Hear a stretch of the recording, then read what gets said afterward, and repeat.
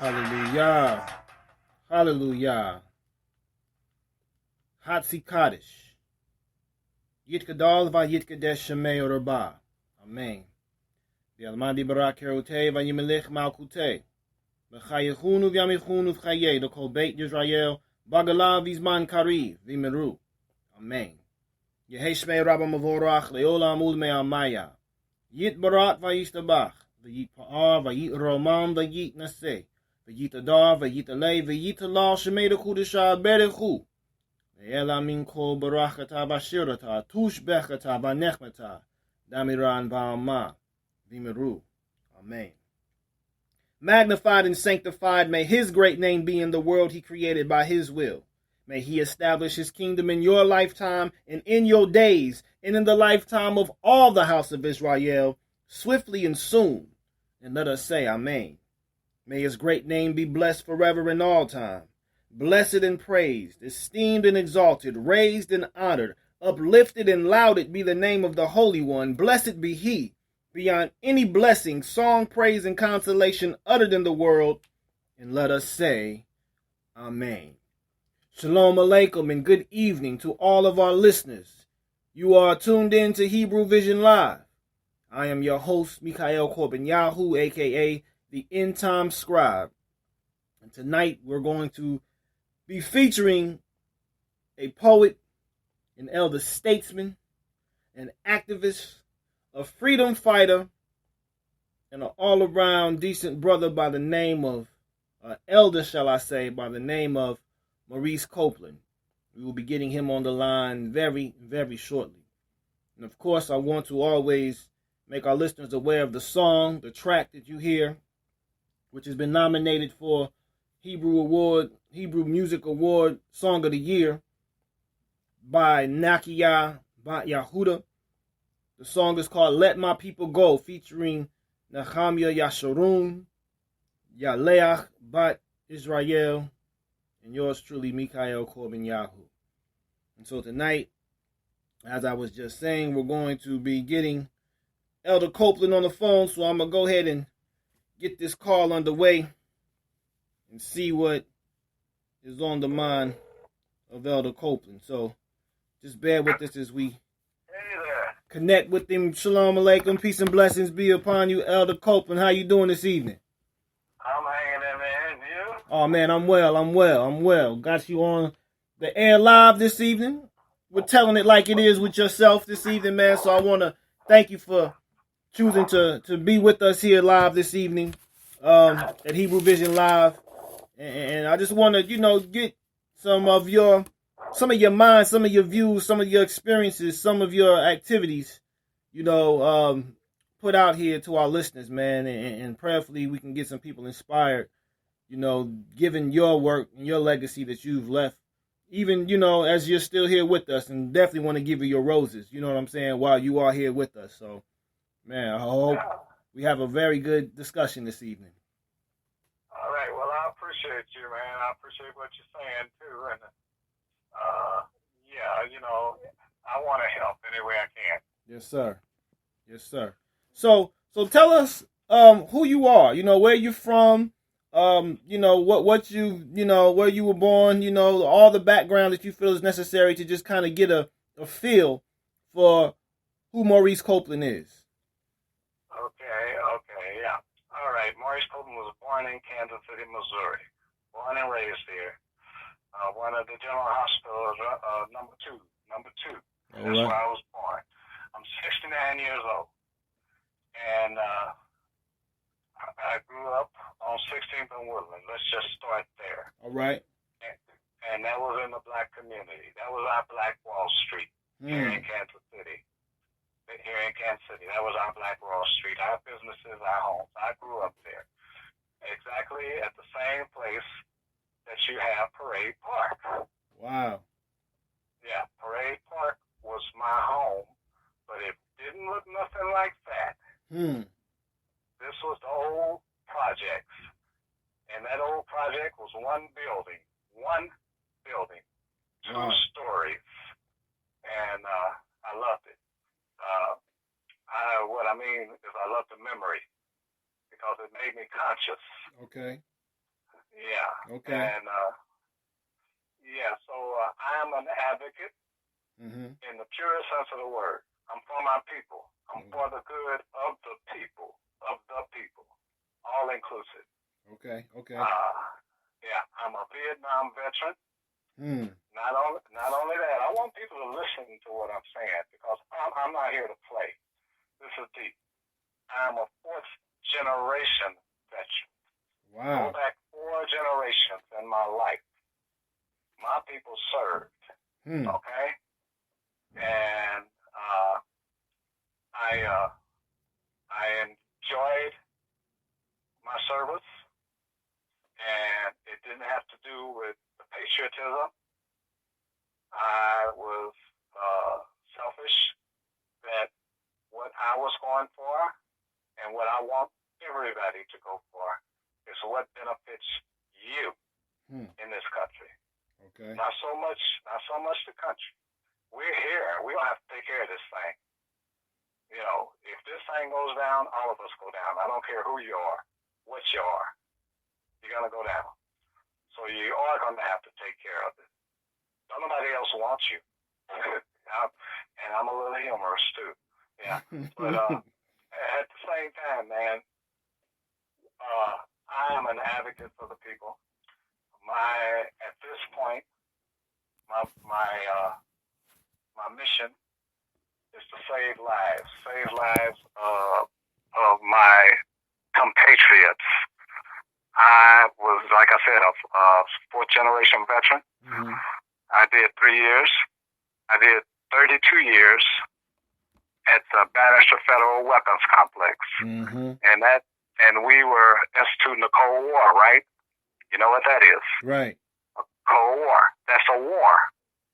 Just like World War I, World War II. The Cold War is a war that's never stopped. Reagan said drop that wall, but the Cold War did not stop, and it hasn't stopped yet. So I know how they treated the Vietnam veteran. I know how they treated the World War II veterans and the World War I veterans. My grandfather was one. My father was a World War II veteran. And they treated us very unfairly, and they still are. And everybody knows it. And so I'm fighting for the Cold War veterans at the Bannister Federal Complex. And we'll get into that. You Yes, got indeed. anything you want? Yeah, I want to kind of go back to your childhood, man. I want to get into your upbringing in Missouri and the experiences of America as Kansas City typified, the climate, the environment, the hostility that we as so-called African Americans have faced. What was the Kansas City experience like? And then you just talked about your memories, how you would never forget those, of growing up on 16th and Woodland. I did want to ask first, what are those indelible memories that you have that shaped your consciousness? And then get into, what the environment was like in Kansas City as far as, how the cutoff areas were. Okay. Yeah. Well, my conscious life as far as the border of Kansas City and our community was rich, man. 16th and Woodland, 18th and Vine, 12th and Vine, all the way back to 9th Street. And let's stop at my first memory as far as going south. Let's just stop at 27th Street. Not across 27th Street. I'm talking about on the north side of 27th Street. Okay. And then in the 50s, the south side of 27th Street picked up. Okay? And then from then on was the integration part further south, where we would sprinkle in that. Now, our community in the borders of 18th Street and down 23rd Street and those areas, that was a community, my man. Now, what years? What years are these? What years are these that you're talking about, particularly? I was born in 1947. Okay. Yeah, and my first memory is 16th and Woodland. Okay. The move further south, we moved to 27th in Indiana in 1952. 1952. And I went to, the first year I went to D.A. Holmes School. Okay. And then they moved my grade school to Greenwood. Greenwood was mostly, it was disintegrating. Integration was leaving. So we integrated Greenwood with black people, and the white people were moving out. Okay. D.A. Holmes was more likely already segregated. Okay. When I went there, it was mostly black people already. And the white people were moving out of Greenwood, that area over there, the area east. And that was when I was in the second grade. These are like the early 50s, early 50s? Yeah, 1950, 1953, 50, yeah, right around there. Okay. 53, stuff like that. Interesting. Yeah. So Jim Crow is alive and kicking, though. There's Jim Crow in Kansas City undeniably, right? Jim Crow was alive, you say. Is that what you said? Yes, sir. Jim Crow was alive and well, but at the same time, we, in our community, 18th Street, and down in our, we had it made, man. We had businesses. We had a community that pretty well got along together. We had a community that pretty well policed itself. Wow. Yeah, we did. We did. We had those businesses. Once we started spreading out, well, those businesses got kind of forgotten about, because now we could spend our money at the Delicatessen on 27th Street. and not the delicatessen in our community that we came from. We started doing the same thing that we're doing now. Nothing that we're doing now we haven't done before. People can call it gentrification or whatever you want to call it. We did that. We did it. Don't blame them people. We did it. We gave it to them. Remember, Bernard Powell said, "Ghetto or gold mine. The choice is yours. The choice is yours." That's heavy, man. That is heavy. Huh? That is heavy. That's very heavy. Yeah, we're sitting. We were sitting on a gold mine. Now, let me kind of go back a little bit. You mentioned Bernard Powell. I know some of our listeners may be completely unaware of who Bernard Powell was. Fill them in quick on his identity. Me and Bernard Powell grew up together as little bitty boys. We went to St. Stephen's Baptist Church together, him and his family and all of us. Bernard Powell was a very good friend of mine. Okay. And he was the head of SAC 20, Social Action Committee of 20. Okay. Some people would mistake them, say, for the Black Panthers. They all had their offices around the same place up on 27th and Prospect. Interesting. Yeah, and Bernard did a good job. Bernard confronted a lot of leaders in our community to make them conscious of the social actions that we and they should be taking in our community. And he confronted them very aggressively.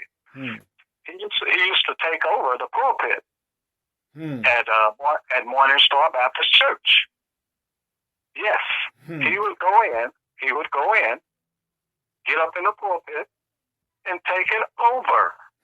Just bum rush it. Just bum rush the whole pulpit. Yes, he did. Yes, he did. I mean, this is what you call activism, man. This is what you call a movement. That's another thing that we ought to understand is the movement.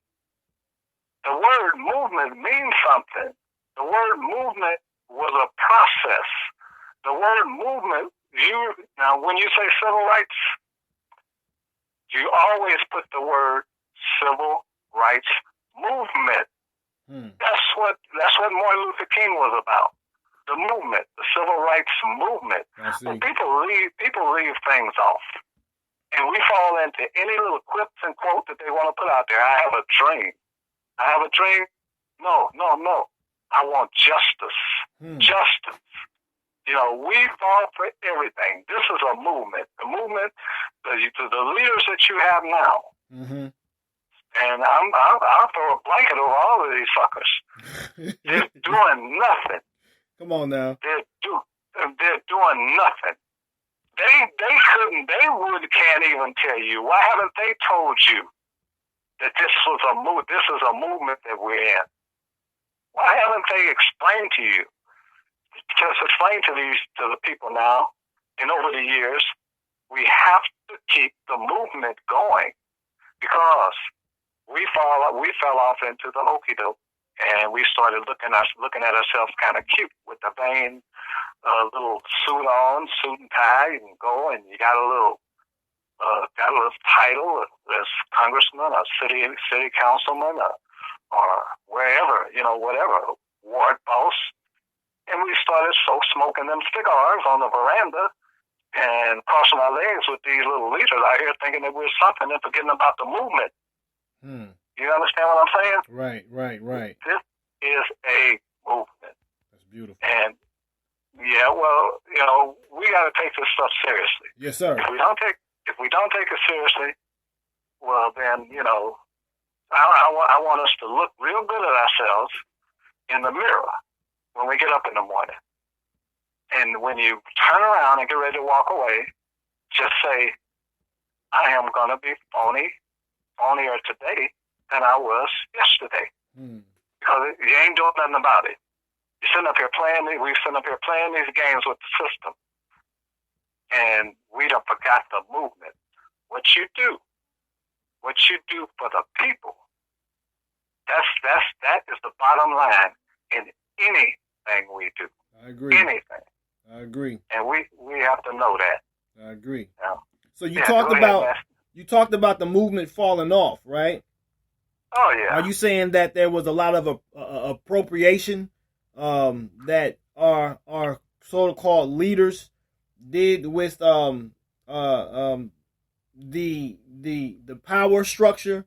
You know, you talked about how they got into politics, they got into more business ventures and things of that nature, and so their interests may have shifted because of their status, their social status may have changed, their class status, so to speak. Would you consider that as one of the main factors of this movement falling off, along with the assassination of our leaders? Would you consider those two factors as some of the major reasons why this movement was halted or thwarted? Yeah, yeah, and that's a good one. And that is the one of them that's a good one. Is what happened to the real revolutionary leaders, Mm-hmm. like Martin Luther King, or when he got killed. Mm-hmm. Prior to him getting killed, we had other things happen. Medgar Evers got shot, stuff like that. Right. But every little hit, every little bullet, brought out the coward in us. Mm. Okay? Yeah, it did. It did. And so, with that, with those assassinations and all the things that were happening to our real leaders back then, some of them were getting old. Philip Randolph and people like that, they were getting old. They were dying off. So therefore, that spark left us. Martin Luther King getting killed just scared the hell out of any Negro that had any type of intelligent thing to say. So they didn't know. They didn't want to get killed. They didn't want to get shot. You know what they do to our leaders. So what they did, what they got in them positions, and the little good that comes along with progress. Mm-hmm. Things were changing. Things are going to have to change. The government knew that. Things are going to have to change. So you're gonna get improvement, right? Well, any improvement that came along with those leaders were put in a position that they were champions. But we were sitting on our laurels because, look here, some of those good things that happened, the public accommodations, which, we had already won in 64, those types of things, they were going to happen. But we sat on our laurels and we started patting these champions on the back instead of keep making sure that they kept up the movement. Mm. And that's where we are. That's where we are now. I take none, not one. You can't put one of these people, especially here in Kansas City, because Kansas City is what I know. Right. You cannot put one of these people in front of me, and I would bow to them because they've got us. Because we're not handling the problems properly. We didn't handle them properly back then, even with the good things that were happening. And I mean, some good things happened. One of the best organizations that helped us and helped me and helped my generation back then was the Urban League. But I wouldn't give you 10 cents for them now. We have to wake these people up again. Those people are siphoning off money and influence in our community because of who they are and what they've established. They've established themselves as the Urban League. So the Urban League is a voice of the people. Not anymore. And we gotta say that. We can't be afraid to say that. The NAACP is an organization that's here, that's supposed to be. That's what it says. Listen to it. The National Association for the Advancement of Colored People. Are you out of your mind? When did it, how long have they carried this title? Do you think that they earn that? Do you think that we should be letting these people rest on their laurels and not do anything, not say anything, not be active? They carry about as much influence to get things done for our community as I do. As I do. And don't nobody listen to me. And the only reason that they're still there is because the system knows if you dance to the music, you got to pay for the piper. That's what they are. They're nothing but puppets. pull the strings, and they'll do whatever it is that the system wants them to do to keep us satisfied, happy. Make sure that we can go to the pantry to get our allotment of goods. You know, and they'll rest on it. They'll build us a little community center so that we can go and, you know, pretty soon turn it into a place that we have to have the police there every night. You know, but at the same time, we feel good about that. No. Later for that. You can't satisfy me with a fish fry anymore. You know, thank God. So we can have Juneteenth. We can have Juneteenth every year. The Coke people can come in and bring Coca-Cola and set up little fountains and stuff that we can buy their little Cokes, and we can go over and eat a hot dog, and they'll be all right. You know, that'll last us through the summer.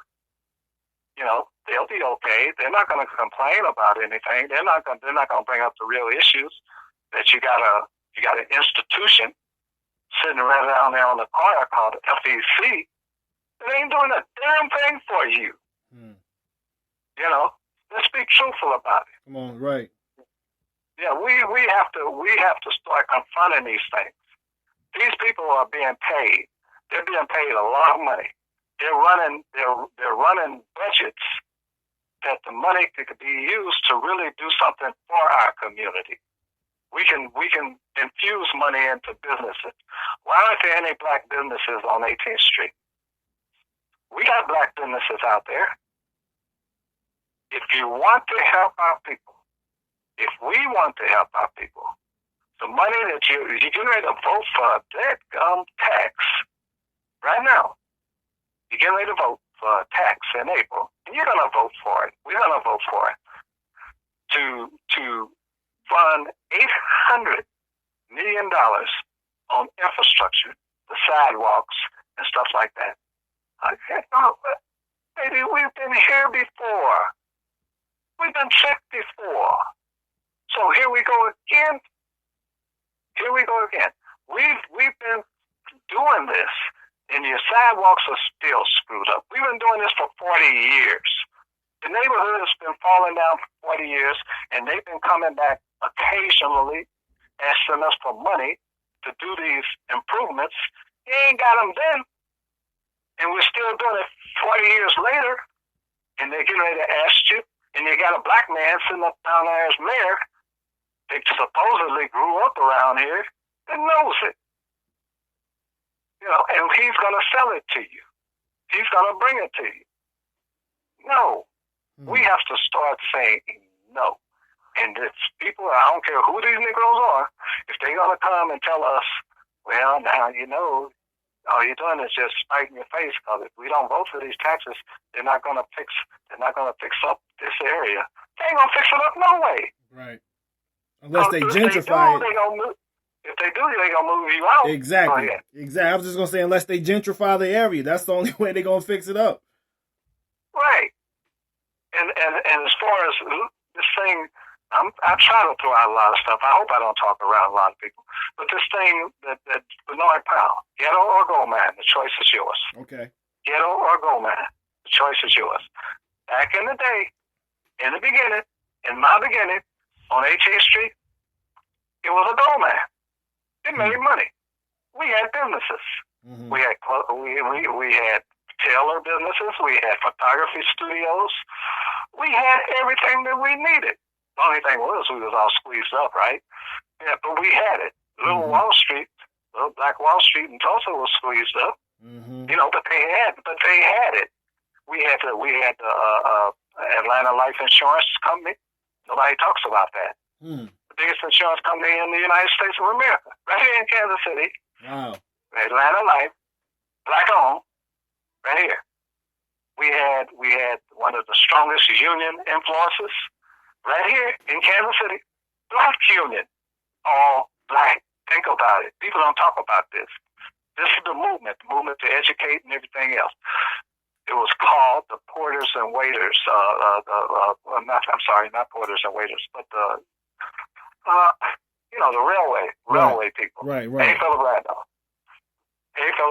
Kansas City, very influential in that. Very influential in that. It was a major hub in the railway, right? Kansas City was a major hub in the rail system, right? You doggone right. You doggone right it was. You doggone right. Yes, and we were very influential all across the United States of America. Wherever these train tracks ran, the porters and the waiters and those chair car attendants, those people, they were the second-class citizens, baby. They had businesses all along those railroad tracks. This is true. Nobody talks about that. Right. So, our leadership. You know what a Judas Goat is, right? Say that one more time. You know what a Judas Goat is? Oh, yeah. Yes, sir. Okay. All right. I know somebody, if, people are listening, Copeland, good gracious, you're being hard on us. Okay. All right. You want me to be soft? If we be soft on us, you ain't gonna do nothing. Because that's why we are where we are now. We've been soft on ourselves since the 70s. I'm sorry. In the 70s, we kicked it up because we made progress. A lot of good things happened that can happen now. We made very good progress. We had them jobs, like I said, the Urban League. It was in Kansas City. There was a thing called the Kansas City Plan. Okay. This came with the civil rights movement. Okay? It came with the civil rights movement all across the United States of America. We had the Kansas City Plan here. And the Kansas City Plan was meant to do exactly what the United States should do. Hire black people. Hire any place that and it should be that way now. And I say should be. Don't get it twisted. Think that just because Franco Johnson works out the Honeywell, that black folks are being hired there. Just because you know one person that works there. Well, back in the '60s, huh? I said a token. Yeah. Well, that was a good word too. That we stopped talking about that because we started looking at these tokens, and that's what happened during the civil rights movement after assassinations and stuff. What was left in these positions? What was left in these? What was left in these positions were tokens. All of the revolutionary leaders, those people that spoke out, those people that kept the movement going, they were weeded out, and they died. You understand what I'm saying? The radical brothers and the radical sisters back during the 70s and the early 80s. Yeah, they were the radical ones were weeded out, and what was left was tokens. I don't care who's out here. I don't care who's listening. And you know that I'm telling the truth. They took the soft stand. Only thing that they cared about was what influence they could get, how far up the ladders, how many plaques that they could put on their wall, or opening up a community center, or starting some program. That's all. And people misdefine what we were doing, because when they never pushed the word process, they pushed the word program. We're going to start a program. We're going to have a program. The United States are going to come down with a program, and we're going to train these people how to do a job. We're going to train them how to work and stuff like that. We're going to have a program. Programs are meant to stop. A process never stops. Right. You understand what I'm saying? Right. Process never stops. And we let them put words in their mouth. And when I say they, I'm talking about the establishment. And remember, that establishment is full of tokens, and those tokens are the ones that let that stuff come down. Later for that. And that's where we are now. Later for that. Later for these gutless people that's supposed to be looking out for the interests of their people. Like your mayor. Like our mayor. Come on, baby. I know who he is. I know what his influence is. I know where he made his career and Cleaver. And I'm just telling you, like it is. We have these people that do not give a damn about the progress of our people. Not at all. Not at all. And I'm going to show you something. When I'm going to let you see where you want to try to track me. I try to get this. But I'm going to show you what I'm talking about in real time. Okay. Real action. Okay. But you got anything you want to say there? Well, yeah, I just want to let our listeners know right now you're tuned in to Hebrew Vision Live. I'm your co-host, your host, Mikael Corbin Yahoo. We're here with Maurice Copeland, who is telling it like it is this evening. And we're just discussing right now several things as far as his experiences growing up in Kansas City. And now he's just kind of addressing with some of his reflections on how our community and the movement that we once had as a people and the progress we were making was thwarted or was halted. And we're just really kind of just analyzing this as he's providing us some insight with those matters there. But I want you to go ahead and continue, Elder Cope. Okay. Well, now I'm going to get selfish. And I'm gonna bring people forward. Oh well, I gotta turn this down. I just tuned in. How do I turn it down? Oh, you on your on the radio? Or you got on the computer? Yeah, I'm on the computer. Okay. You're gonna have to probably go to the volume part. Yeah, I got it. Don't worry about it. All right. What radio? You on the radio? It's a podcast. This is an internet podcast, so this is like a online radio station. Really, it's just a podcast. It's not so much of a radio station, but it is a broadcast. Right. So, yes, sir. Okay, because people had asked me what was the call. They wanted to tune in, and I didn't know. So there's a link. Yeah, just share the link with them. I believe I tagged you on Facebook, so you can share that link with them there. I can text you the link as well to your phone. I did. I sent the link out and everything. Okay. I'm talking about other people. Yeah. Do they want to call in? Do they want to call in on the show? Did they want to call in? Yes, sir. I didn't know. Okay. I don't know. I'll take it. If somebody calls in, we can talk to them. Okay, well, let me give them a number if they do want to call in. If any caller wants to call in, you can call us in at 913-608-8858. Okay, 913-608-8858. That's our call-in number for this evening. So go ahead and continue, Elder Cope. Okay. I'm going to get selfish. I'm going to go to my situation right now because it's an urgent need, and also it's for the benefit of the people, and it's for the benefit of the movement. Back in the 1960s, we integrated the nuclear weapons plant here in Kansas City, Bendix, Honeywell, Allied Signal. We integrated that. That was one of the victories that came from the civil rights movement. That was the victory that the Urban League, the NAACP, and other organizations, I applaud them for. You hear what I said? Yes. So they can't say that I'm saying anything bad about them. I applaud them for. We made progress.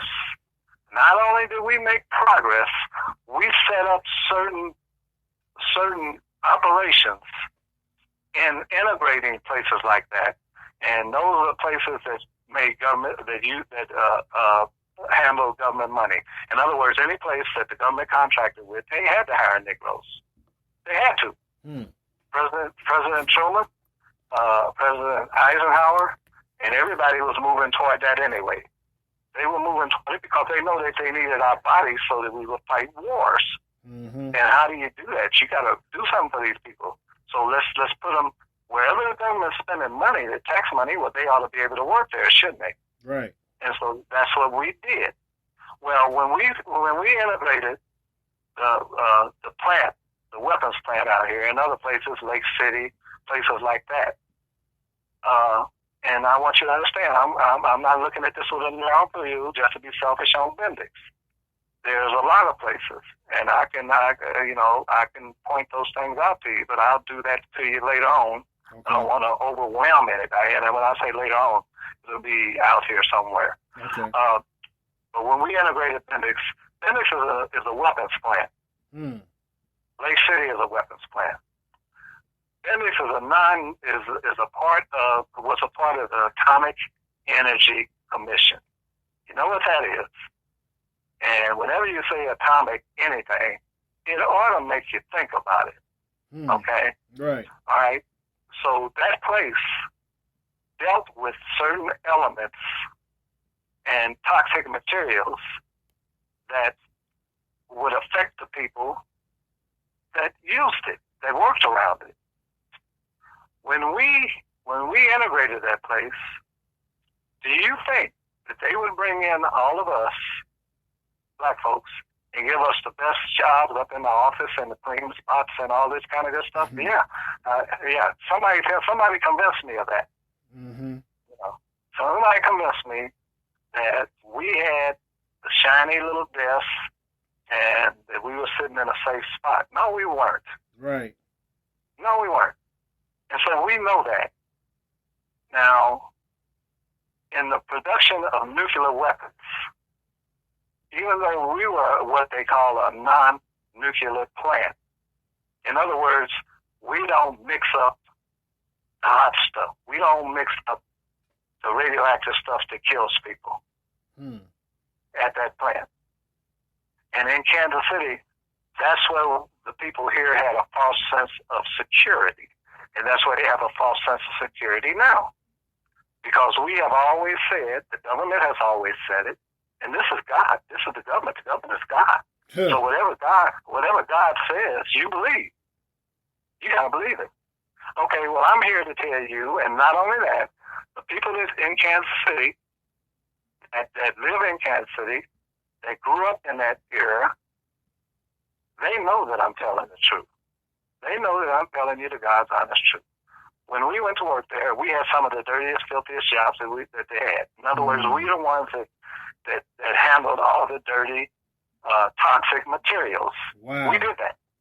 My people. Not only my people, but white people too. Because they were, whenever a black person got a job back during the movement, we would get one person hired, and of course they would hire 10 black white people. So the poor whites and everybody else was being hired. You understand what I'm saying? Right. But, we always going to be on the tail end of it. Well, a lot of us got hired, and everything was going good. People making good money. At the same time they're making good money, they were falling down and dying. Anybody that grew up around Kansas City, anybody who was a child of people that worked at Bendix, all you have to do, I'm not telling you anything you don't know. Where's your daddy? Where's your mama that worked out there? Where are they? Where are the people that got hired with me at Bendix? Where are they? They're dead, my man. They're dead and they're sick. Okay? They're dead and they're sick. And everybody that's listening to me, or everybody that's going to hear this, yeah, I'm saying it. And you know that I'm telling the truth. All these cancers and stuff that they had, all of these liver problems and bladder problems that they had, they were contaminated by what they did at Bendix. We know that. We know that. If we can raise hell about some little gas station down on 31st Street that's got a little gas leak, and the community can scratch their head and say, well, I live in that community and my mama died of leukemia. My little brother, he had this and he had that. Well, Negroes, you better start thinking about your life, period. Yes. You better start thinking about the environmental things that have happened to you all along. All along. You know, we could even go back to 18th Street. Well, I'm an advocate for you people. I'm an advocate for those people because I know what happened to you. I know where I came from. I know that I came from 18th Street that had a paint factory right on the spot. Think about what I'm saying now. Think about what I'm saying. Right on the spot that they built Parade Park. Did they ever clean that up? Did they ever remediate that place? Wow. That's a Superfund site, baby. A paint factory. It's still there. Lead and everything. It's still there. It's still there. And they're doing a little cleanup down there. Of course, you know, they want to take over 18th Street, right? Mm-hmm. Okay. They want to take over Prairie Park. That's been in the news lately. Well, when they take it over, you better believe that they're not going to go in there and they're going to start remodeling that place. They're going to come in there with a whole bunch of money. And they're going to clean that place up because that is a Superfund site. People have been living in a contaminated situation all while they live there. And that's the same thing out to Bendix. And I'm fighting for those people's rights. I'm fighting for what the United States government said. The United States government said in 2000, the year 2000, President Clinton wrote an executive order. Y'all know what that is. Because Trump is erasing them now, and he's writing up some more. Right. Obama wrote some, and Trump is erasing all them executive orders. Well, President Clinton wrote an executive order about the nuclear weapons industry. And he said, and it says it, we poison these people. We worked these people at this plant, and we contaminated them and worked them around exotic materials and radiation and all types of stuff without their knowledge, without them knowing about it. We knew that. Not only did we know it, we were monitoring their health. In other words, we were looking at what was happening to them while they worked in this situation. But we didn't tell them that we were doing it. We didn't tell them that's why we was giving them physicals. We told them we were giving them physicals because we loved them. And we just wanted to look out for their health. And we wanted them to stop eating so much bacon. Sure. We didn't tell them that the same thing with that the same diseases or problems that they have of eating too much bacon could be because of that benzene, that toluene, that trichoethylene, all of those chemicals that they're working with, all of the exotic materials, and the non-nuclear part. We didn't tell them, and we lied to y'all. We lied to Kansas City. They're lying to you now. And if you come and if you ask them tomorrow, they'll say, yes, we're a non-nuclear plant. Ask them if you ever had any radioactive materials out to that plant. Ask them if you ever machined any uranium. Ask them if you handled plutonium out at that plant. Ask them if you ever had nuclear reactors that you experimented with out at that plant. Wow. And yes, they did. And you can tell them I said so. So this is on 95th and Bannister. Is that what you're saying? This is on Bannister Road? Yep. Now, yep. What years did the integration take place? As far as what year did Urban League and the other organization you mentioned, what year did they start integrating or advocating and organizing to integrate this particular plant? They actually started, to tell you the truth, they started back in the 50s. I have a lady that lives next door to me right now. Okay. She was the first black employee that was ever hired at Bendix.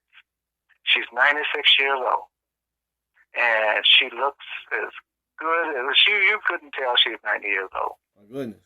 Okay. And she was one of the fortunate ones. She got hired in the offices up front. She got hired in the offices. And she worked there, and she's healthy. Mm-hmm. She looks healthy. She looks healthy and everything. But, I'm still here, too. Mm-hmm.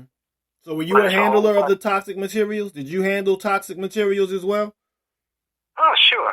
Yeah, I was a tool and die maker. I was a machinist. I was a supervisor. I supervised the paint shop in my department. I supervised the plating shop. And all of these things we handle all of the carcinogens, which are cancer-causing agents, every day, every single day. And as a supervisor, did I protect my people? I did what I knew. Mm-hmm. No, I did not. I handed, and you hear me, and anybody that works at Bendix, if they want to call in or you talk to them and you ever hear them say that they protected, if they were supervision, if they were management, if you hear them say that they protected the people with all of the knowledge that we knew of the stuff that we was handling around there, and they say that Honeywell protected them, the people properly, they're lying. And I'll meet them any day, and we can debate that any day in front of everybody. I have offered over the last 17 years, anyone, those people out there are scientists. A lot of people out there are scientists. They're smart people.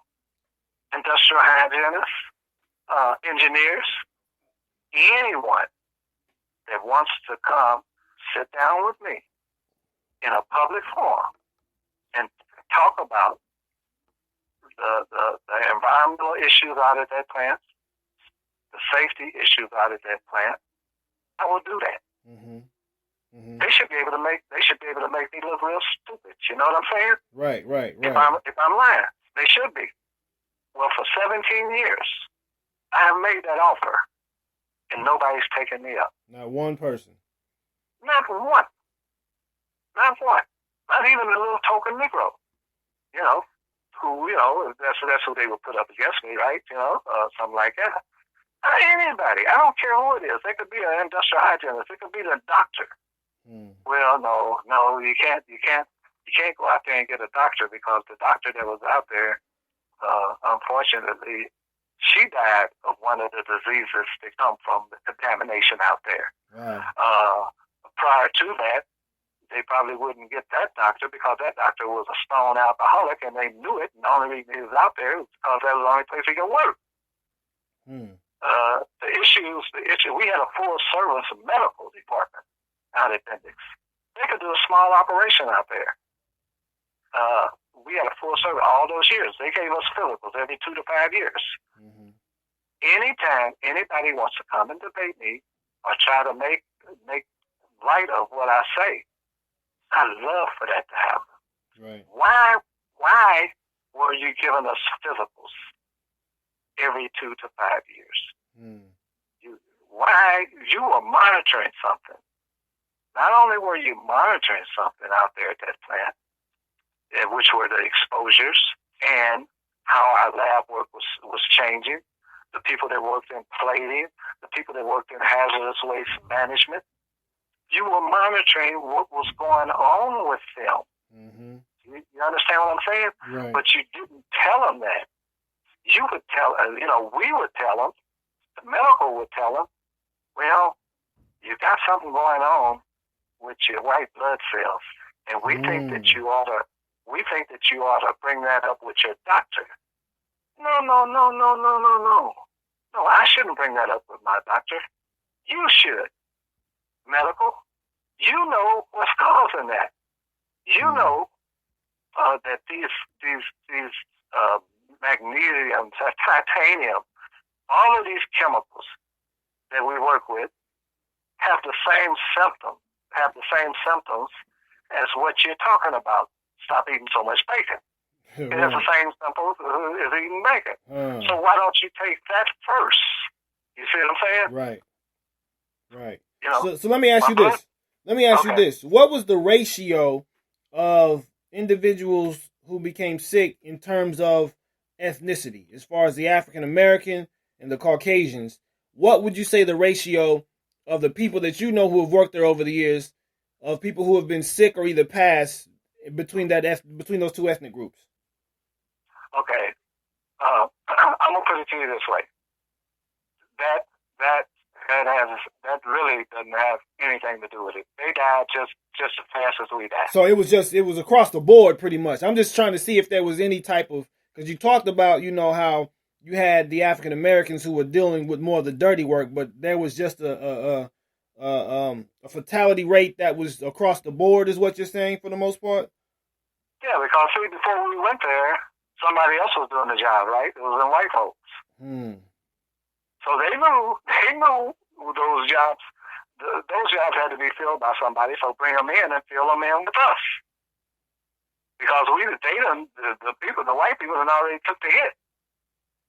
Okay, they've already knew that this stuff was causing them problems. They already knew it. So now that we're going to integrate the workforce, when we bring them in and we put them in these jobs and get the white folks out of there, you know, because they had already been dying.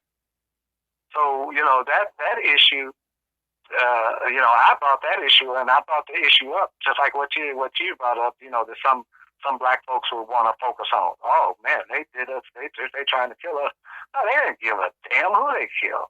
Just as long as they get the bomb built. You understand? Mm-hmm. That's what, just as long they exploit the system, get the bomb built, start the industry, start the military industrial complex, get it going, billions and trillions of dollars, keep the Cold War going, making us the strongest force on the face of the planet in competition with Russia to build as many bombs.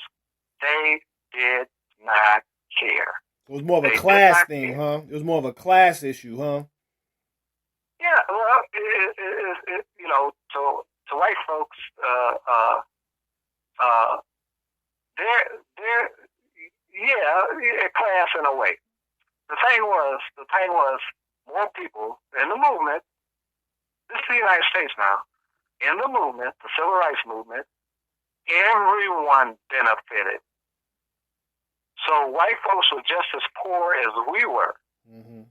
So when white folks got those jobs out there, well, hey, they got a boom, and they could, you know, they moving from 27th Street now.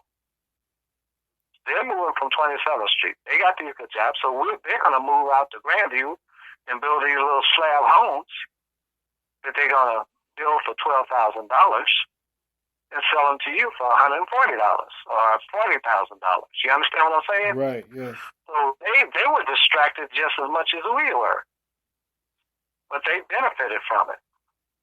You know, they benefited from the expanding of the industrial, of the military, the defense contracts and all that stuff. Mm-hmm. You know, they got we couldn't open a business to make munitions. To supply that place. Right. We couldn't make munitions, exactly. Right. And we couldn't we couldn't start the supporting businesses. So they benefited from us coming out there, and they could go out and open up a manufacturing plant in Grandview to support the plant. They were already working there. So the ones that knew what was going on, I know for a fact that some of them left the plant and opened up businesses that contracted with the plant. You see, they got out of there because they knew that the place was dirty. They knew that the place was killing people. I feel just as sorry for them. I help them just as much as I help my people with these claims. I'm fighting for them just as hard because I watched them die. I watched them dying when I came in there. Right. And that's the way I recognize. That's the way I recognize what was happening to us. You know, we used to take bets, my man, on them older white guys that worked out there. Yeah. Some of them were in the 50s, and they were leaving the plant for whatever reason. You know, they had enough. They knew they were sick, and we would make bets. Wow. So this guy ain't gonna last 3 months. Damn, that's hard. And so he gonna die. Well, it's true. We would out at their plant, and they know this stuff is true. What I'm saying, out at that plant. People that work with me, let's say that a guy has a problem. He has a hernia problem. And so he's over working in the grinding department and say, hey, Cope, well, I'm going in to have that hernia surgery this week. So, okay, man, you know, hernia. You know, Maurice didn't even know what the hell a hernia was, back then. And then the guy would go for a surgery, and we would get the word in the shop, hey, man, so-and-so only got a week to live. I said, what? I thought he was having hernia surgery. Yeah, well, they opened him up, and they shut him, they zipped him. That's what we used to say. They zipped him back up just as quick as they opened him up. Wow. They didn't even work on the hernia. because they said if they knew that this guy was in that shape, they would have never opened him up, because once they opened him up, it was a wrap. All of these chemicals and stuff that he's been working around, it just started a reaction in his body. That's horrible. When it hit the air. Yeah, that happened all the time. That's horrible. So let me ask you this. True. What type of advocacy work have you done? I know you've been to D.C. on several occasions. You spoke with some bureaucrats, of course. What type of work have you done, and what has been the response from the political representatives? Okay, yeah, I've been to D.C. and all that stuff, and I've done exactly what I'm doing here.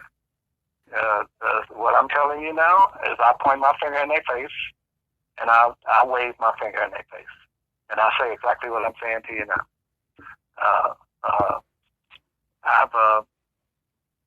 I've done just and I coalesce with people. I coalesced with people over the years, all through the United States, because Kansas City is not isolated. Right.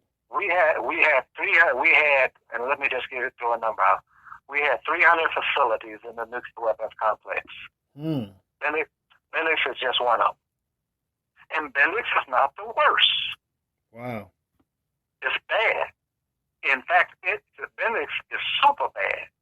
One reason it was bad, Honeywell out here is super bad, is because of the misnomer of it not being a nuclear nuclear plant. So when they hire people, they tell them that it's not nuclear. Is that what they tell the prospective employees? They tell the employee. They tell you. They've told everybody in Kansas City, and they're going to tell you again. Whenever this stuff comes out, one of the first lines in the first paragraph is going to say, if they say, well, we're about to clean up the plant at 95th and Truce, the non-nuclear weapons parts plant. They're going to always say that. That is in the first paragraph of anything that comes out about Bendix. They're going to point out to you that it's a non-nuclear plant. That's okay. Like I said, if you want to call a dog, and you're the government, and if you want to call a dog a cat, and you're the government, you can do that. Wow. You can get away with it. So this is the federal plant. The plant Bendix is federal. Is that what you're saying? The one out on 95th Street, yeah, that's federal property. Wow. That's federal property. You got GSA. Think about it.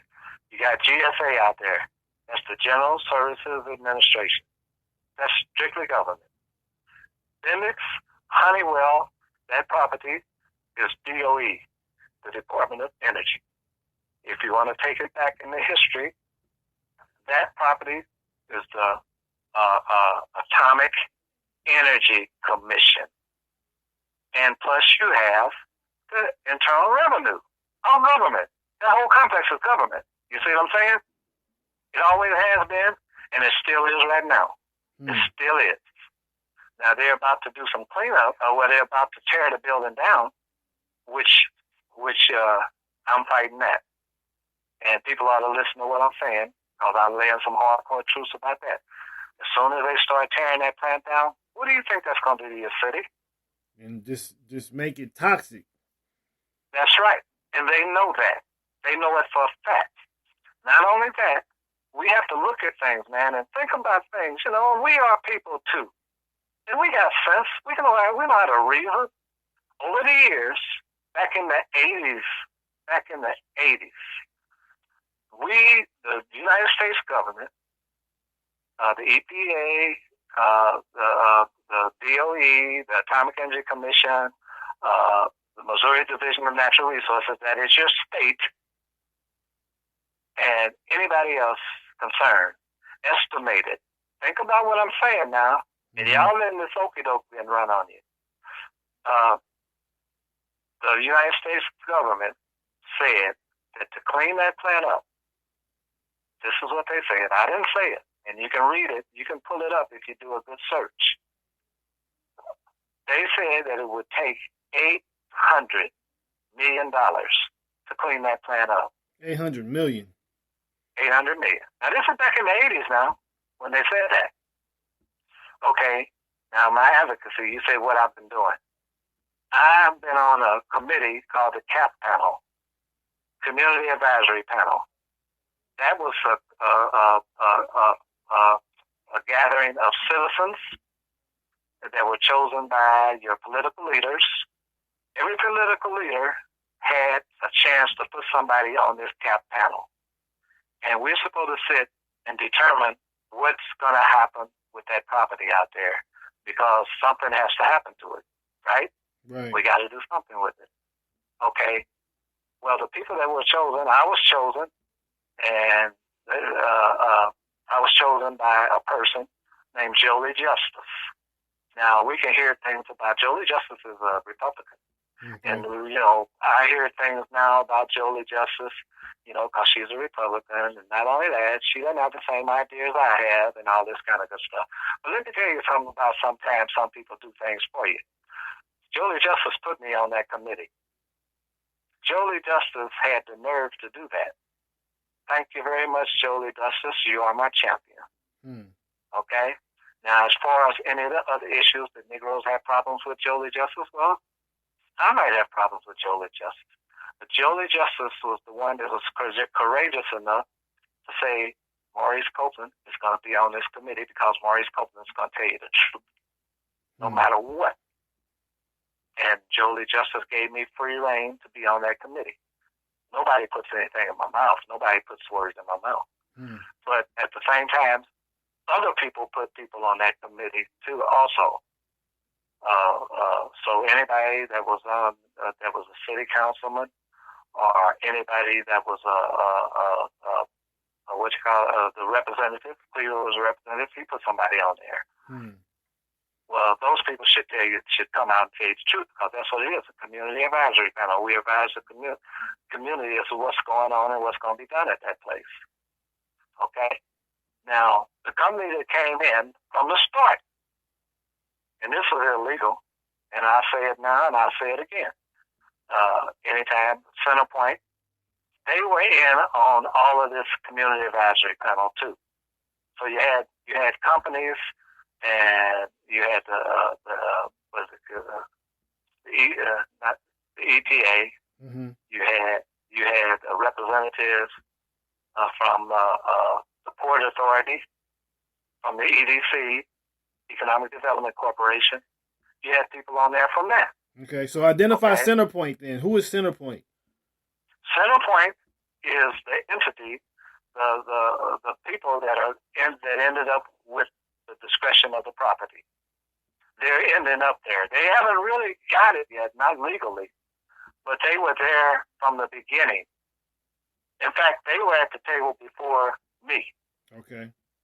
So they come there to push the influence. They're the ones that had the contract to build a brand new plant that's built out there on Box Road. Okay, to take the old plant's place.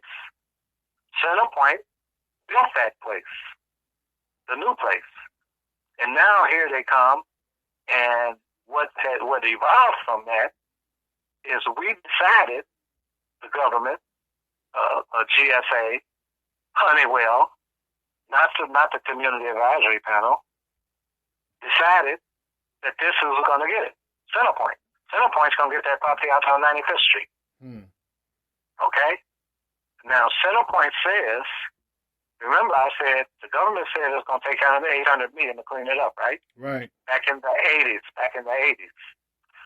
In the year 2000, I don't know, maybe 2012, Centerpoint says, no, we're going to clean it up for $200 million. Okay. Now, I don't know how people think out here, but if you have a government agency that tells you that this is, and they tell you, this is a Superfund site out here, and people should know what that is. Look it up. Copeland's not going to do it for you. Look up what a Superfund site is. You have a Superfund site on 95th and Truce. And the government tells you, this is their mess. This is the government's mess now. The government says, oh man, it's going to be 800 million or up into the billions of dollars to clean this place up.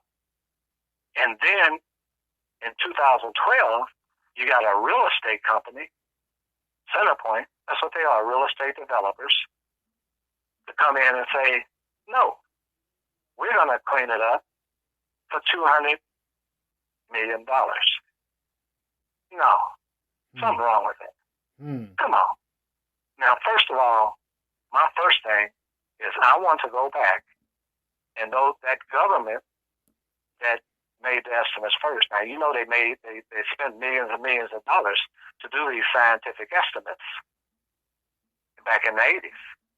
I mean, they appropriated a budget to work out how to clean this place up in a scientific way. That's what they did. And they come up with 800 million. And so here we come today. You got a real estate company that says, no, we're going to do it for 200 million. Wow. Something is wrong with the government that first estimated it at that. Some stealing was about to go on with this $800 million budget. It always comes in under budget. You know that. I mean, over budget. In other words, they got to go get some more money. It comes out. Go ahead. Did they designate it a Superfund site before all of the toxicity was there? Did they knew this was going to take place? Is that what you're implying? Yeah, they knew that. Look, we building nuclear weapons. Now, we got 300 facilities out here. You got Oak Ridge, Tennessee. You got Hanford. You got Metropolis, Illinois. You got Paducah. You got Los Alamos. You got Sandia. You got Pantex. You got places that are making nuclear bombs, my man. Anytime that you're dealing with these toxic materials or radioactive stuff, which we dealt with to appendix, I don't care what they say, and I'm saying it. And they know we did. They know for a fact we did. We've already proved that over the years, and they've admitted it. Well, why did you lie to us in the first place? But they've admitted it, that we dealt with this stuff. You know you got it. You know that we're not building Chevrolets here. We're not building Pontiacs. We're building nuclear weapons. So when you're dealing with all of this stuff, you know that you're going to contaminate the place, and the place is going to be contaminated to what the Sierra Club calls, and this is what the Sierra Club has put out, one of their statements. That place is going to be contaminated to perpetuity. And you know what that means? This is forever. That's forever. It ain't ever going to be cleared up. Forever and ever. Amen. And one reason it's going to be contaminated to that degree is because we worked in that plant, and they don't like this, but I'm saying it. We worked in that plant under national security. Whatever goes on in that plant, you and I will never know. Whatever went on on that property back in the 40s when they were building the big bombs to go and bomb Japan, you will never know. Whatever was buried on that property when that property was designated, listen to what I'm saying, and this is true, was designated a weapons, a landfill for the Atomic Energy Commission. That's what that place was out there. Okay, so if you designated a landfill for the Atomic Energy Commission, do you think that you're going to be dumping garbage out there? Right. No, you're gonna dump stuff that the Atomic Energy Commission deals with. You understand? That's crazy. Right. You're gonna dump stuff that it takes to make the nuclear weapon. You're gonna dump chemicals. You're gonna bury 55-gallon drums, and you and y'all people out there, they can say, no, we never did that, and they can swear to it under the guise of what? National security. So let me ask you this on that note too. You said you've been dealing with this for about 17 years, right? Organizing around these issues, correct? Right. Okay, so that goes back to what, the Clinton administration, right? Yep. So talk about how each administration has dealt with it up to Obama, and now what you foresee with this new Trump administration and what the direction of this matter is going to go now that he's in office. So let's talk about each of those administrations, if you don't mind. As crazy as Trump is, he might be the best thing that ever happened to me. And the reason I say that is because of the climate that we're in, the political climate that we're in as far as this terrorism and the war, the next war. And we always going to have a war. We're going to have another war. Trump's got to have his war. Hillary would have had hers. Hillary would probably have gone after Mugabe, because it would be acceptable for a woman to kill Mugabe, like it was acceptable for Obama to kill Gaddafi. To kill Gaddafi. Yeah. No, I say that's not acceptable, but you know what I'm saying. No, politically, I understand. Yes, sir. Yeah.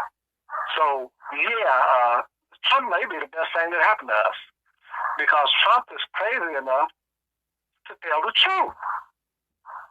I think that his ego is so inflated that he is crazy enough to say, look what we did to these people.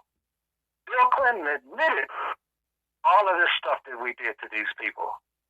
And they're veterans. We are veterans. Maurice Copeland did 3 years in Vietnam, and we didn't treat him right. Maurice Copeland did 32 years as a Cold War veteran at Bendix, and we lied to him. We contaminated him just as much as we did with the Agent Orange in Vietnam. So now we're going to do something for our veterans. And the reason that Trump would do something like that, or that somebody would do something like that, is because they need us again. They need us again. So, it's time to satisfy these people. So the argument that Copeland's got, Copeland's telling the truth. Mm-hmm. So what we're going to do now, we're gonna go and we're gonna make it right. We're gonna make it a little bit righter than what we've been making the past administrations. What did Clinton do? Clinton wrote the bill. Clinton wrote the bill while he was exiting the White House. He wrote the act, and he said everything in that act that he needed to say. It was called the EEOICPA, the Energy Employees Occupational Illness Act. Wow. Anybody can look it up. I'm not going to explain it to you, but you can look it up. And please, some people, read it for yourself. Read it for yourself. Say it one more time. The EEOIA? ICPA. EEOICPA. All right. Energy Employees Occupational Illness Act. Clinton said everything that he should say. He purged himself. He admitted what the government had done. Okay? Down to the T, man, that we killing these people. He admitted it. He wrote that act on his way out. And he dropped it on Bush and the Bush administration. Well, the Bush administration is coming in with their own ideas, right? So whatever he did as an executive order, it was an executive order, just like Trump is tearing up executive orders now. Well, Bush knew that this was also true. He had wrote it, so he didn't deal with it because, people ain't looking no way. They don't know nothing about this executive order. And, it started working. And people started filing claims.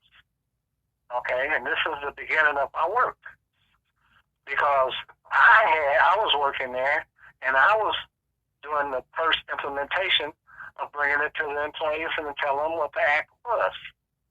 I was the one, me and the other supervisors and the managers were the ones that was taking it to the people to let them know that they could get compensation and that they are sick and that they can get paid for their illness. Not only that, they can get a medical card to take care of their illness. Everything, that's all you need. We can't help you no more because, I mean, we done contaminate you. We can't go back and take it out of you. But there's one thing that we can do. We can let you die with dignity. You see what I'm saying? Right. All right. So they dropped it on Bush, and that's where we started implementing it. Well, Bush now is not going to pay too much attention to that because they're coming in as a new administration to do what? To do their thing. To do their thing. So they'll let that work in the background. Well, it worked, but it worked slow. And it's working slowly now. And they're not fessing up to everything that's going on. And, of course, that program, that act, is not working to the benefit of the people as it should. Okay, then here comes Obama. Bush, of course, drops it on Obama. I mean, it's still there. It's the act that's going on. Right. And people are griping. They gripe with the Bush administration on how it was being handled. We're doing our demonstration. Copeland is going to Los Alamos and talk to those people. Copeland is going to the University of New Mexico and talk to those people about this, doing my advocacy. But that's not getting anywhere because y'all ain't listening. The people in Kansas City ain't listening. And they ain't listening because who am I? Right. I'm nobody. I'm nobody. So, I'm just a disgruntled employee. You understand what I'm saying? I hear you. Yeah. Who knows what I know? Or who has the power to say, hey, this guy's really saying something. And it sounds true. Not only does it sound true, hell, he's doing what people are doing all across the United States. So it must be something to this. He's not the only one. Well, I don't have that support here. I didn't have that support here. I don't know why. Cleveland worked at Honeywell. He worked at that plant back in the 60s. Back in the 60s. He knew that I was telling the truth. Why wasn't he helping me? His people died out there. People he knew died out there. He wrote a piece where he couldn't, this is true. He wrote a piece that every day that I worked at that plant, I was sick. He wrote it in a magazine called the Image Magazine that was published here in Kansas City. He would literally, this is what he said, he would literally throw up every day. It made him sick to go into that plant. Well, brother, do you hear what I'm saying out here? Right. Give me a little support. Give me a little support. But no, who was his biggest donor and his political leadership around here? Honeywell. Wow. So they provided his coffers, huh? They put all the coffers in his account. That's right. That's crazy. Every election that he had. So is he going to go against them? No. Who was his campaign manager? His campaign manager was a guy that worked at the plant also. And that guy had multi-million-dollar contracts with who? GSA. That's Honeywell. That's the same complex. Had multi-million-dollar contracts with Honeywell for years. In fact, he's still being paid by them because he got that pension coming from him. You see what I'm saying? Yeah. So is he going to talk against them? No way. No way. Well, you know what? That lets people die. That lets people die. Every day that goes by that no one in authority is helping me on this, they are sentencing people to suffer and die. Every day when I first started this years ago, I would get phone calls from people. And they would say, Copeland, how's it going? I filed my papers, and I got to do this, and I got to go to the doctor this. And then next week, I would get a phone call, that person dead. It happens all the time. It happens now. It happens right now. So I cut my phone off once for 18 months because I was tired of people calling me, asking me how their claim is going. And a week later, one of their family members will call and say, so-and-so's in hospice. What can, hey man. It's real. Right, that's the reality of it. That's the reality of it. I mean, and everybody, if I don't care. I don't know if people are listening to me and they know there are people. Kansas City is a small place. Mm-hmm. It's a very small place. And almost anybody that lives in Kansas City, everybody has been touched by that complex out there. Right. That complex went from 3,000 people. Bendix went from 3,000 people one day to 10,000 people almost overnight when we integrated that place. Really? Think about it. Yeah, it's true. Twice. It did that twice. It did it in late 1960s, which I went out there in 1968. It went up to 9,000 people. We worked there for 5 years up to 1973, and we had a big layoff in 1973, and laid off down to about 3,000 people again. And all of this stuff needs to be talked about, but that's another subject. Yeah. And then in 1978, it went back up to over 8,000 people. So what was the downsizing for? What was the reason for the downsizing? Just in the gist. What was the gist of it? Okay, the gist of it is this right here. During the integration, like I said, the federal government put a lot of money into all government places. All government places. I don't care what you're talking about, the agriculture department or what.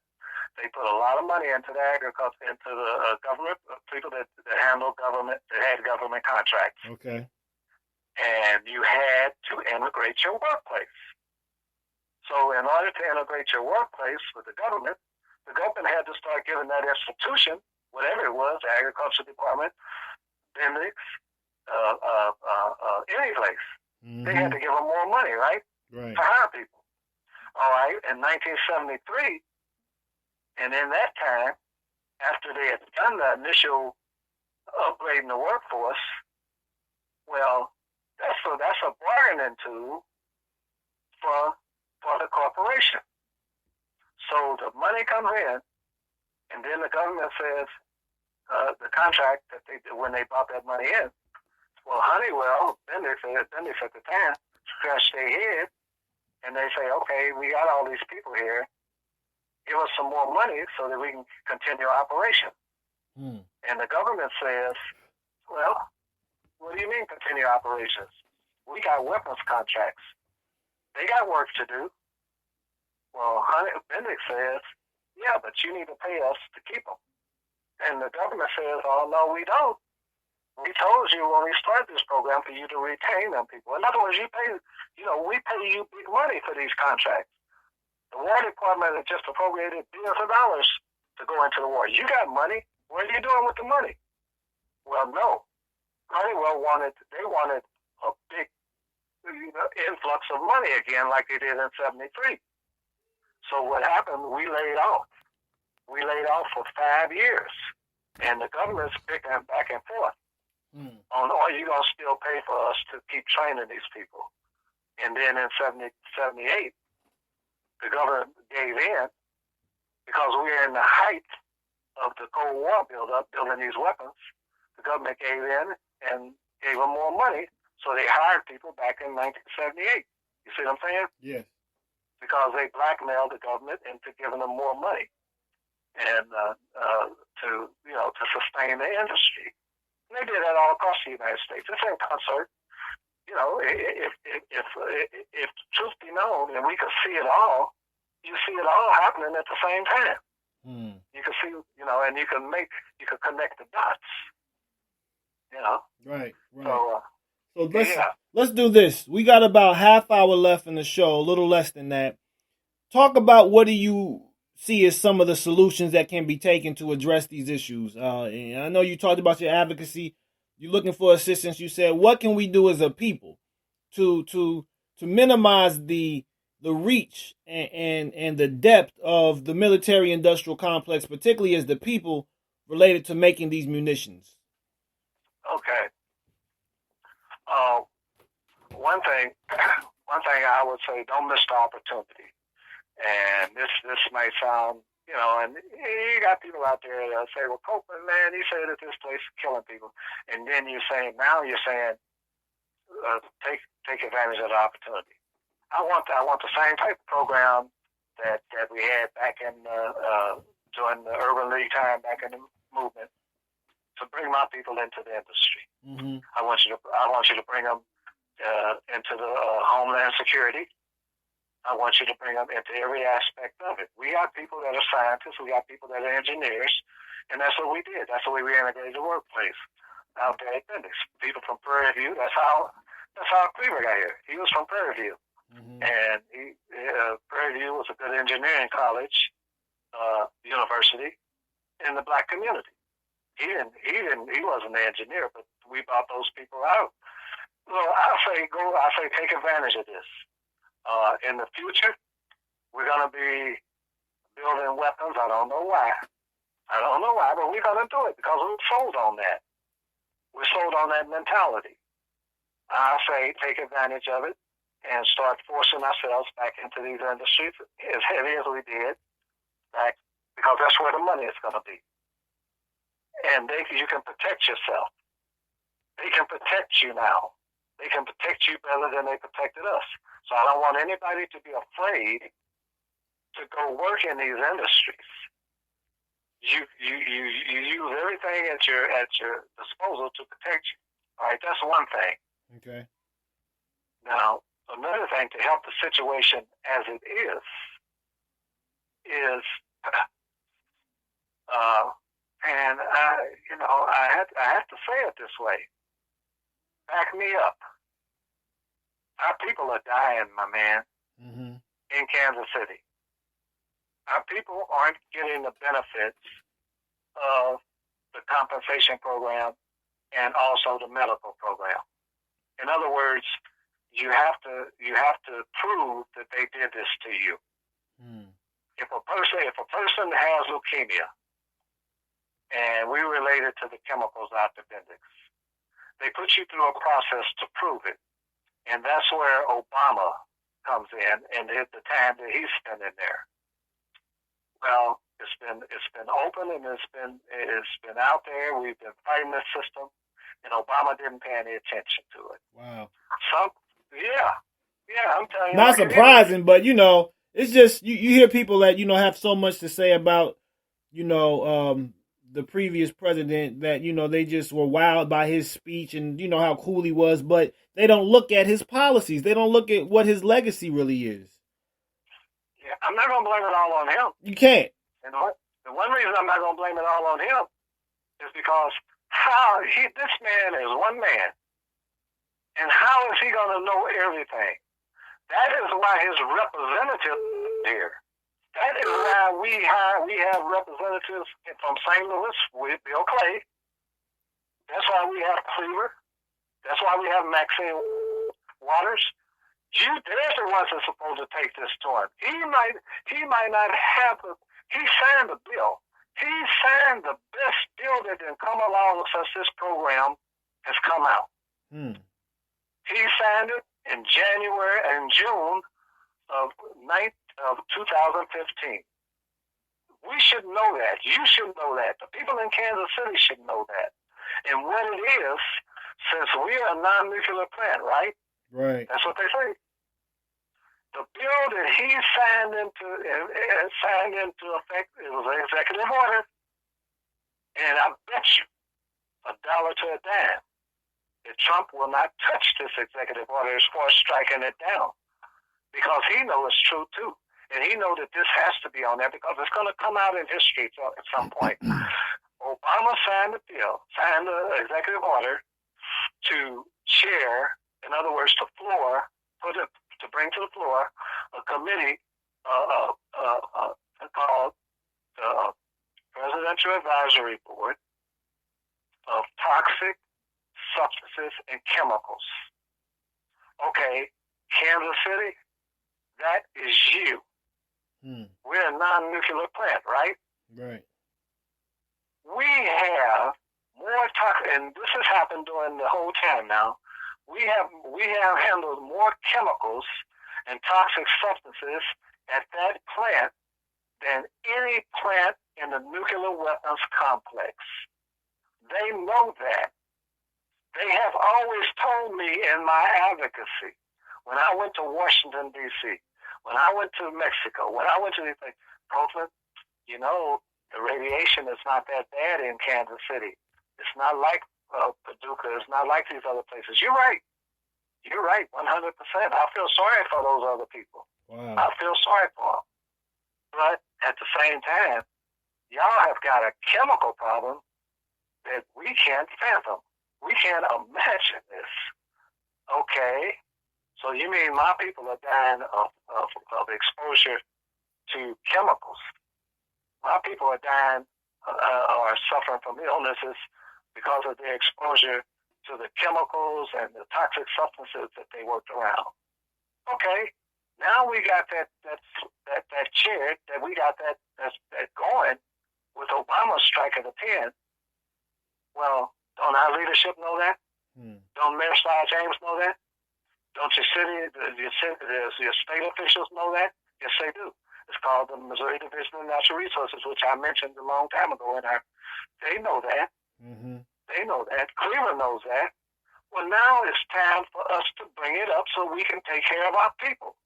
Too many of them have died already, and they're gonna die before we even get anything taken care of. While they out here being denied, because you got to prove it. Well, we can't prove it because we can't really prove it because we got to make a good argument. Well, here's one of the best arguments that we got. When we started this process back in the year 2000, we reported at Honeywell. This has all been published. Okay. This is nothing that I'm just saying. This has all been published. We started out, they said that the people at Honeywell were contaminated and exposed to 300 chemicals. That sounds like a lot. That's a lot of chemicals. Yeah. Well, they revised that number 9 times. Let's say, and I'm just going to jump across time because I know we got time thing here. They revised that number, 300, 9 different times. And we went up, let's say, from 2000 to 2008. The number rose from 300 to 901. Well, wait a minute. We got people that have been filing claims since the year 2000. And those claims were judged, the illnesses were judged on 300 chemicals. Now you're saying that we got 901 chemicals. Are you going to go back and relate these people's medical problems to any of those 600 more chemicals that you just added on there? I'm talking to the government. Right. And you know what the government tells Maurice? Nope. No. Right. Wait a minute. No. So I holler to my advocate.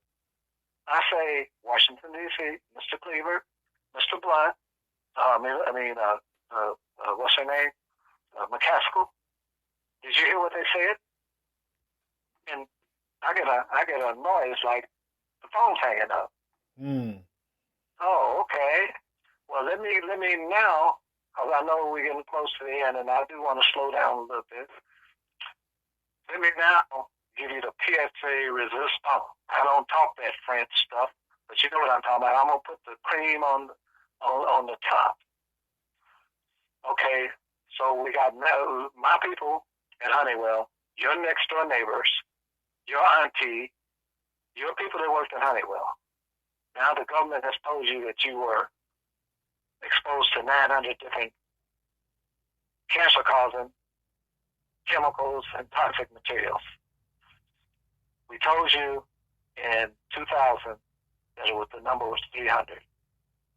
We told you in 2009 that the number grew to 900. That's a lot. That's a lot. Okay. Well, in 2015, December of 2015, they still stuck to the number of 901 chemicals, right? Right. January, the first week in January, they said, oops, we made a mistake. The chemicals that the people were exposed to at Honeywell, at Bendix, at Allied Signal, the number has grown overnight. I mean, from 2015 to January the 5th of 2016, the number grew from 901 to 2,453. Do you understand what I'm saying? That's ridiculous. That's out of I don't even know how to describe that. You verified, the government verified to me in December the 15th, 2015, that the only chemicals that these people had been exposed to was numbered in 901. And then in January of 2016, that's less than 30 days. Right. You're going to tell me, oops, we miscounted. We made a mistake. Right. And the number jumped 1,400 chemicals overnight. And you have judged people's claims for the exposures for 16 years. And you're not going to go back and judge these people's claims and their exposures with the additional numbers that you've come up from? What is going on? Am I off base? Am I off base? That's a shame. You mean, yeah. All of these cancer-causing agents. And that was strategic, my man. You can't tell me. Right, they know this. They know this. And they released that information at different strategic times to lessen the effect, because people are dying. And once the people dies, they leave a son or a daughter to fight their battle. And the son or daughter doesn't know a second thing about what those people did at that plant, because that plant is under national security. Not only is it under national security, for the years of that plant, 70 years of that plant, they told us, don't you ever talk about what you did here. That's what it is, national security. Everybody's under security clearance. Wow. They intimidate you. You don't tell anybody what you did here. The less you know, the better off you are. That's what they did. And everybody that ever worked there knows it. And you can talk to somebody that worked there now. So and they'll tell you the same thing. What type of threats have you called? Have you had any threats yourself? Have you had any, hardships dealing with what you're vocalizing? Yeah, but we don't worry about that. I hear you. Yeah, we don't worry about that. Look here, man. You know what? When I was in the Army, one of the first things I learned, you can threaten me all day long, but I can't stop doing my job. It's when you do something that's going to bother me. So most people that threaten people are cowards. And cowards aren't going to do anything until somebody tells them to do it. And then they have to do it. And then they're the ones that's going to be looking up over their backs for the rest of their life. I'm gone. But you got a problem here.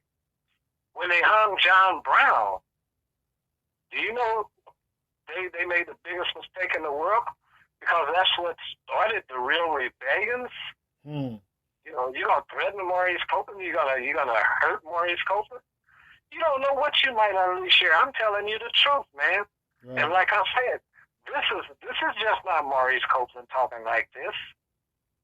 Other people might not talk like this because they're not me. They may do it in a different scientific way, but the truth is coming out. I want to tell people, and I want y'all to understand how devious and devilish this government is. I have pointed out for the last few years, because I want y'all to know, the government in St. Louis, all you have to do, people, is so that you can see that what Maurice Copeland is saying, it's just a little tip of the iceberg. The government, the United States government, your government, in St. Louis sprayed those people. Right. And yeah, I put that out years ago. And I got it. I wasn't the one that made it up. The government did this. They had to put it out because they got found out. And you know what they did. Those And they said they carcinogens. did, huh? The carcinogens that they sprayed into the urban communities. Yeah. Radioactive material, all the cancer-causing agents, biological agents, and all this kind of good stuff. They sprayed it. And don't you think, let me tell you something now, because when you do this stuff, I know they did it in more than one city. St. Louis wasn't the only city. Right. Okay? Yep. Okay? And they told you why they did it. They did. They said that we did it to see what the effects was going to be on the people. Right. Do you know what that is? Experimenting, man. That's guinea pigs. They just, that's war stuff, though. That's genocide, man. That's war material. Right.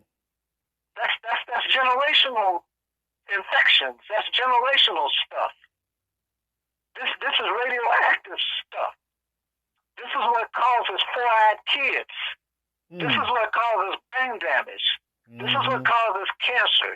This sets up generational infections. Right. This changes your DNA. This dumbs you down. This gives you the ADHD. This gives you the spina bifida. This gives you all of these things that we deal with. So when your kids start looking at you all funny and start acting funny, now you should know that, look, this has been done to you all along. We should understand that. That's your human rights violations. Yep. The United States government did it. Right. So what have you ever gone to the UN with this? Have you thought about going that route? Oh yeah. Do you know the recipe poetry guild? Yes, sir. Very well. Proof? Very well. Proof? Yeah. They went to the UN. Hey, look here, man. Look here. We got heroes out here that y'all don't know about in Kansas City. We got revolutionary heroes out here. Saj Kaya. Little Kaya. We have gone all across the United States. Yeah. Yep. They went to the UN. And Priest them did a hell of a job. Exactly what I'm telling you right now. If they did the same thing in D.C.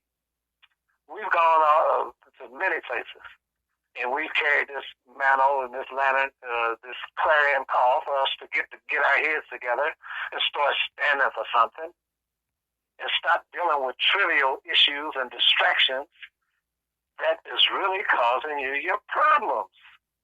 The reason these kids are dealing with all of these asthma problems and all this kind of good stuff is because of the environment that we integrated workplaces with. The places that we lived. Like I said, flat out, I say it today, and anybody can check me out anytime they want to. And you can take your explanations from anybody you want to. If just because they got on a suit or there's some Negro that somebody just stuck up in front of you, and they say, well, it really ain't that bad. 18th Street, the paint factory, is and was a Superfund site. They knew it. It was on the books. Parade Park, That's crazy, man. And they built Parade Park on it, and I said it, and anybody, look here, if it's some entity that can sue me for, say, slandering or trying to bring some, tell them, come and get me. But they're not going to do it. They're not going to do it because I'm telling you the truth. You see what I'm saying? Yeah. Because if they come after me, then they're going to have to prove that what I'm saying is wrong. And the paint factory is still there. It's still there in a contaminated situation. And they started cleaning the thing up. It's right there on 18th and what would it be? Park or someplace down there. 18th Brooklyn. Right in Parade Park. Right in Parade Park. Yeah. Yeah. You can see all the stuff out there, and I've been talking about it, and the work stopped, my man. And the stuff is still sitting there. I think they're scared to tear the building down. I think they're scared because somebody knows about it, and somebody has said something about it. Now, you might wake up one morning, and they done went in and leveled the place, you know what I'm saying? Yeah. But that ain't going to help. Right. That's a Superfund site. That's crazy. That place is contaminated. You know, That's that place crazy. is contaminated. It's going to be contaminated forever because of that paint factory and all the benzines and toluenes and all this stuff. The people that lived over there in that place, we had people dying of cancers, leukemias, and all types of blood diseases over in that area. You know, we got a situation right now that started, and I'm glad they did it, and I'm glad that they're doing it out there on 31st Street. Okay. Brandon Ellington put in for what they call a cancer cluster study. A cancer cluster study, huh? Yeah, over there on 31st Street. Because so many people over there have said, well, I lived there, and my grandma lived there, and she died of leukemia, and my grandfather had leukemia, and my mama, you know, that's what they've been saying, right? Right. Okay, well, we're going to help you. We put in for, Brandon Ellington put in for a cancer cluster study. So that means we're going to go back and we're going to do a history of the place. We're going to find out your grandpa, what your grandpa died of, what your mama died of. We're going to find out what your little brother had, this little cancer. We're going to find out all that stuff. Canvas area and find it out. Now, that's really, and in fact, to show you what I'm talking about, they're paying attention to 31st Street.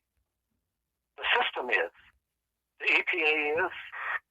Your Attorney General, Chris Koster, remember, he filed a lawsuit.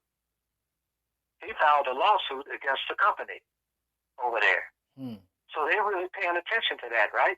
Right. Just because of this little area, and they think it's so bad. Cleveland was even in on it. He was the one that started the whole thing over there. Him, and some more lawyers in the community. Mark Bryant, William Sessions. They were all involved.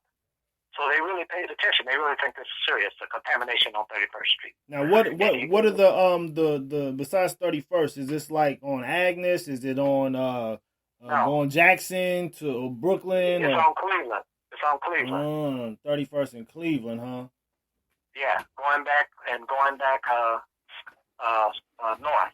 So like Hardesty and everything over there in that area? Well, no, go north. Oh, north. Okay, 30, so 28th, 27th, 26th. 27th, yeah, that area right there. Wow. Now that's a small area. Very, right. But they done made a federal case out of it. Really? Now, I'm not minimizing it. I grew up in that area. That's where I was raised. And like I said, I lived on 27th Street. Right. But at the same time, for them to pay that much attention to it, what's going on? Oh, now, that is, I'm going to show you something about that one of the days. People better start listening, and we can get some progress done when you listen to the right people. I'm not asking to carry your mantle or be your leader, leaders, or nothing like that. But I'm telling you to be for real. If we want to start solving some of these problems, you need these radical voices out here. And I appreciate some of you. I appreciate you young people. I appreciate what I hear coming from y'all. I appreciate a lot of the music, even though, when it first started, I couldn't understand it. Y'all scared me because I didn't know the lingo. Right. New generation. generation. You know how that goes. It's just a new generation. That new generation has a new sound. That's like how jazz was, coming up in your time, man. Right. Yeah. But I see what y'all doing. Right. I would like to help, and this message I want to get out to. Okay. Please, young brothers and sisters, don't think that we old people don't know what we're talking about. This is nothing new. What's going on? Come on now. Donald Trump is nobody. Donald Trump could fall dead tomorrow. And nobody would give a shit. Because if the system doesn't want him there, they'll get rid of him. They'll get rid of him. I mean, people have strokes all the time. Right? Right. And they could easily convince you that this man was wired to the hilt. Look at the way he acts. So it was eventual. It was going to happen. Evident that it was going to happen. He was going to stroke out. Look at it. Look how he acts. You know, we know that. We know that he's on meds right now. Right. We know that he has a condition. So don't be afraid of Donald Trump. And don't even concentrate on that sucker. Come on now. He can't do anything. The only person, look, when you're building a house and you got company, you got it, J.E. Dunn. That's the big contractor, right? Right. J.E. Dunn is not going to go out there and turn a screw. Yet everybody talks about J.E. Dunn and, man, he got this and he got that. He ain't got shit. Oh, excuse me. I'm sorry. It's all right. Hey, you telling it like it is, Elder. Yeah. Yeah. But yeah, the only person that gets anything done are the people. The people. Yep. The people got to turn their screwdriver. The people has to affect anything that happens. Okay? We're the ones that affect anything that happens. Don't nothing get built without the people building it. Don't nothing get torn down without the people tearing it down. There it is. Don't no scam get pulled unless you get those of us that are hustlers and out there doing it for those people. We're the ones that's going to affect it, not them. We're the ones that sit at the desk and write those mortgages up that we know are screwing people. We're the ones that do that. We're the ones that sell you a used car that we know that ain't going to last you a week. Right. We do that. So don't blame those people. We know what we're doing. Yeah. You know? Yes, sir. Okay. That's real. I don't know. No, that's. I mean, I think what you've done is superb. You know, your activities, your perspective, and your insight, and your story. I think what you provided for our listeners this evening is a very crucial voice that needs to be heard, not only in your city, in Kansas City, but just internationally, because this shows what someone who is of the people can do. You know, as insignificant as we may think we are, we actually have a great influence and impact on our society. And that's why I wanted to really have your story told this evening, because I think you can inspire many to really undertake with courage, with support, actions to change this world, because that's what we really are about. That's what Hebrew Vision is about, bringing a new paradigm to society for the sake of humanity, and showing that it doesn't take many people. It's just a remnant, you know, of courageous, bold, visionary people with support, you know. So I want to thank you for that. And I ask if there's any closing statements that you want to make this evening, please feel free to share at this time. Okay. I appreciate you opening it up to me, and I appreciate that you've seen something out of what I'm doing.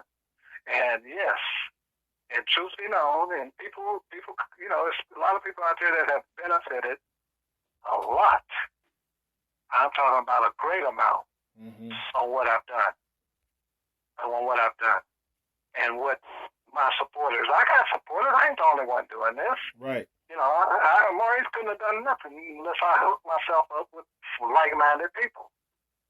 You know, and I've got them out there, and a lot of them are people that you know, we probably, you know, the tree huggers, the people that care about the environment, you know, the hippies, the old hippies. That's who my people are. And one of my greatest supporters, if people knew him, they would look at him and they say, "Well, that's a little Klansman." Well, so what? He's working for you. He's working for you. You know, and he's helping you. And he's trying to help you as much as he can.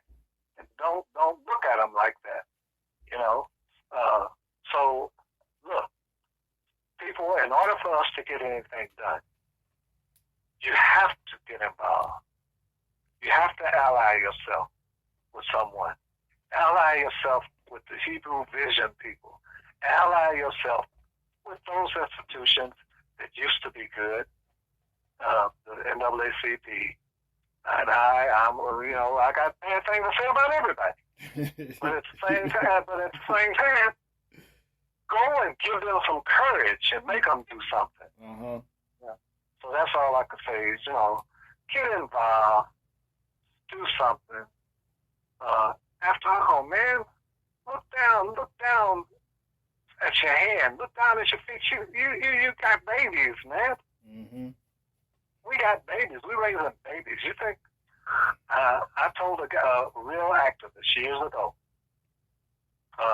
He was very, very good, very radical, but he was saying stuff that should have been passé. Oh, the white man's a devil, that type of thing. Right. And everybody was cheering him, and all this stuff. And I told him, I said, don't do that. Don't do that. Because at the same time that you're talking about that white devil, what about them black devils that are out there hurting us? Come on, Elder. Stop that. Stop doing it. What are you gonna do? Right. And this happened. And we didn't came full circle. I said, what are you gonna do when your son and the boy's son that grew up, and I'm not mentioning no names, he's an activist, he's a real good activist.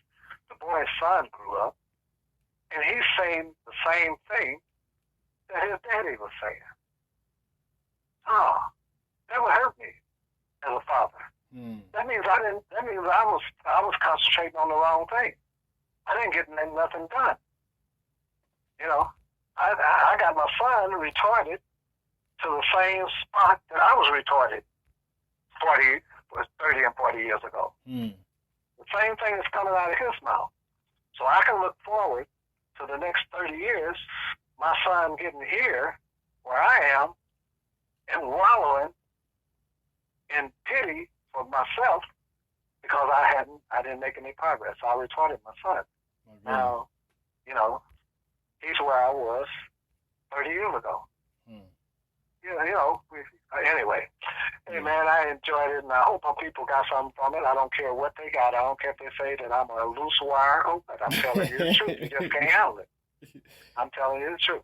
Hey, and that's why we call it Telling It Like It Is with Maurice Copeland, because that's what you're going to do. That's how I know you, and that's what I expected from you nonetheless. And this has just been great. I've enjoyed this conversation as well.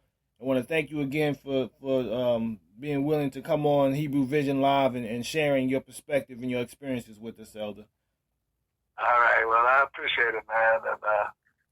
And maybe I'll hear this again. You tape this or anything? Yeah, it's recorded. It's on the internet now. It's going to be on there. I can send you the link when it's done, and we'll go from there. Do that for me. Yes, sir. We'll do that, man. Have a good evening and a good rest of your week, all right? All right, you too. Indeed. Peace and blessings. Peace to you, brother. Yes, sir. And I admire you. Hallelujah. I appreciate you, sir. All right. Take care now. All right, bye-bye. Good night. So you've just listened to Telling It Like It Is with Elder Maurice Copeland. He is one of my mentors, someone that I've looked up to over the years, that I've been engaged in some community affairs as well. And just appreciate what he's done as an artist. He is a very excellent visual artist. We didn't even get to talk about that tonight. He's also a poet. He started one of the first poetry readings in Kansas City, to my knowledge. And also he had a newsletter called The Drum that he used to do back in the 70s and 80s as well.